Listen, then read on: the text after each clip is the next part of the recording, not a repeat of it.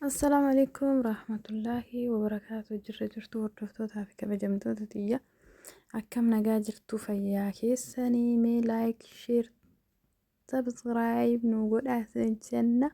Warroonni maatii keenya hin taane maatii keenya ta'aa nutti dabalama. Warroonni taatan immoo galatoomaa nu daawwatu keessaniif jechuudha. Wanta xiqqoo fi girna jee yookaan immoo gaafii natti ta'ee je'e tokkotu jira. Walumaan namni gaafii isinitti ta'e illee asumaan komantii jalatti deebisa. Isiniin jedha maaliifi Booniyyee fi Maammad Bayaan jechuudha.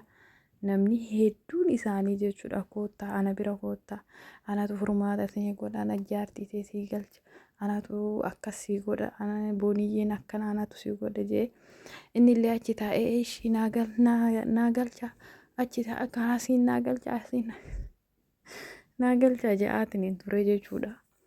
Anna maanni yoo taa'ee ilaalu jechuudha ilmi dhiiraa tokko shamara takka yoo fuudhuu barbaade yookaan immoo yoo galfatu barbaade akka barbaade ofii isaatii dhaabbatee luka takkaan jechuudha dhaabbatee uflaalee nama jabaa ta'uu isaa isii horachuu danda'uu isaa yoo kabeetu taate dubartiin ofii isaatti iyyuu tikeetti murattee biyyeen galti jechuudha. Maaliifi kan jirtu biyya Arabaa waan ta'eef yoo dalagaanuu dhabamee jedhe ji'a tokko ji'a lama dalaguun isiin oolu saniifuu inni na horata na danda'a jettee amante taanaan tikeetti murattee galuun isiin dhibuu jechuudha waan biraa dhabdee jechuudha. Haa ta'u malee kan namni hedduun Ustaaz Bayaan ijoollee irraa maallaqa hedduu nyaatee jira. Guruupii isaatirraa markata isaatirraa ijoollee hedduurraa birrii maallaqaa nyaataa ture. Innaa maallaqa hin qabaa hin sobaa jaalalaa fi mitii namna jedhanii haasaa turanii. Kaammoo na ajaa'ibe maal akkasitti ta'e beektan dursa ibsa abbaa jaalalaa Hamzaa baqa nama hedduu jechuudha maqaa isaaniillee yaamuu baadhu. Nutu si gargaara kootu jedhanii. Mistira isaa hunda irraa fuudhanii haasabsiisanii irraa fuudhanii akira arraba isaatitti gatta'anii jechuudha. Isinii galee ilmi namaa haga fe'illee haa baddu balleessaa yoo qabaate wanti isaan miidiyaa irratti fidanii dura haasofsiisanii eegasii dammoo maqaa isaa balleessanii fooyitu hin jiru ture. Gargaarsuma san bakka dhaabaniituma jalmaa callisuu ture.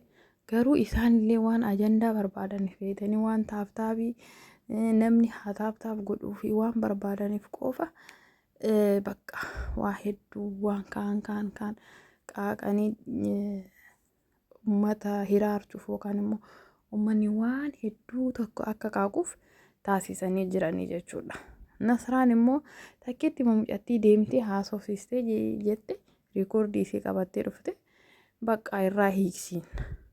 Ka'innoonni kaan akka waan harka isii jiru wayii akka waan argitanii bakka hiiksisuu dandeettu wayii hiiki yoo jetteen hiikamu nikaan wayii nikaan bakka hiikamu nikaan hiikamu qallaaliidha. Si hiikee jedhe kalaa si hiikee jira walaat aslan yaaddumaanuu namni tokko si hiikee mitiyyuu sammuun isaa yaadde taanaan nikaan sun bu'ee jira jechuudha. Maaliifi bakka yaadee jira si hiikuu yaadee waan jiruuf nikaan isaa hin jiru jechuudha.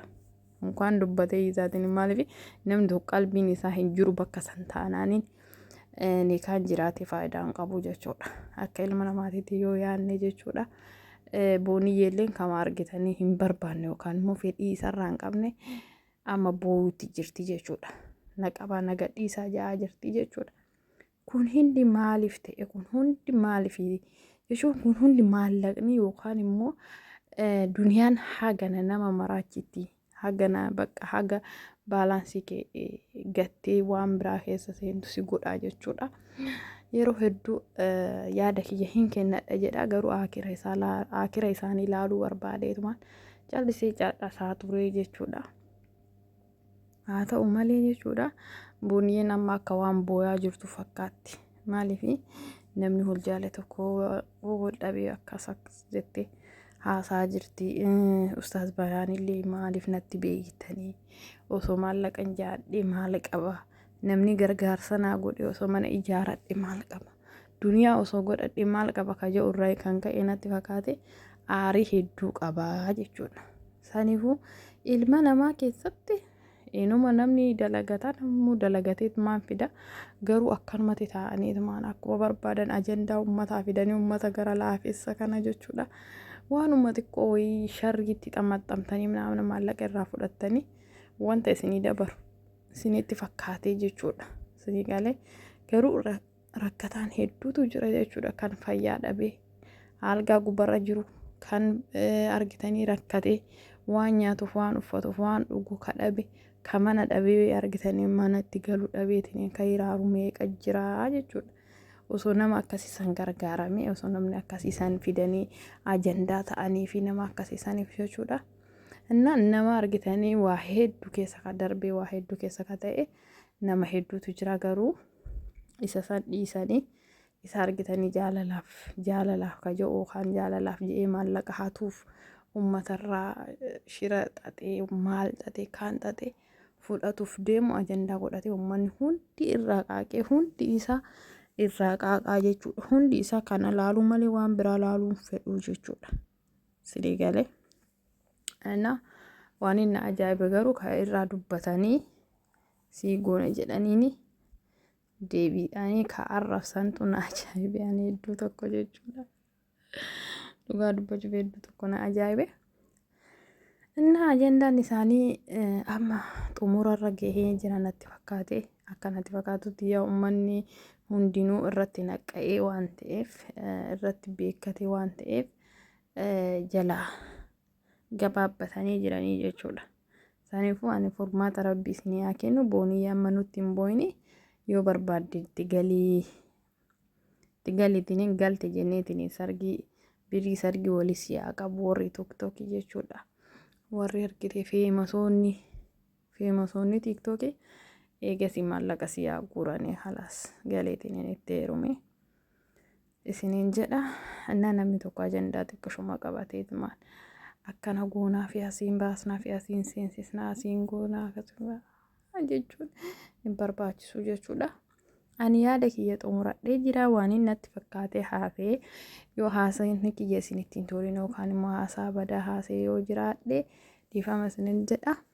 Koomantii jalatti na barreessaa wanti sirreessu yoo jiraate wanti namarratti na haasa'in yoo naan jettan haasofni keessa sirrii miti yoo naan jettan waan inni natti dhagahame waan ta'eef natti hima isiniin jedha.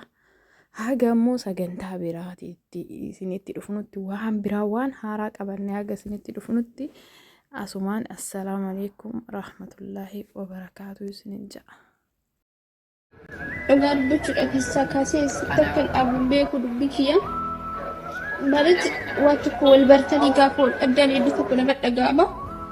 Kan walitti nama fidus rabbuma. Kan gargar nama baasus rabbuma jedheetuma sabara garuu haa ta'u malee hedduu tokko dacheenee jechuudha. Bakka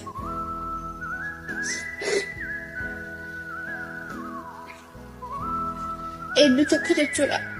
Maaliif jennaan bakka isarraan inni